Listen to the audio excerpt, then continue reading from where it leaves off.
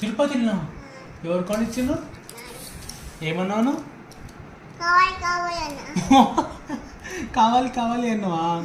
అయితే కొనిచ్చిందా? కావాలి అంటే కొనిచ్చేసిందా? నాకు కావాలి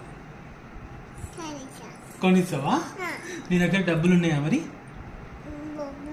ఎక్కడున్నాయి? ఎక్కడ? ఎవరి రూమ్లో? ఏ రూమ్లో? ఎవరుంటారు ఆ రూమ్లో? తాత నాని రూమ్లో ఉన్నాయా? మరి నాకు కొనిస్తావా? నా ఫోన్ కూడా పాడైపోయిందమ్మా. నా ఫోన్ కూడా ఖరాబ్ అయిపోయింది.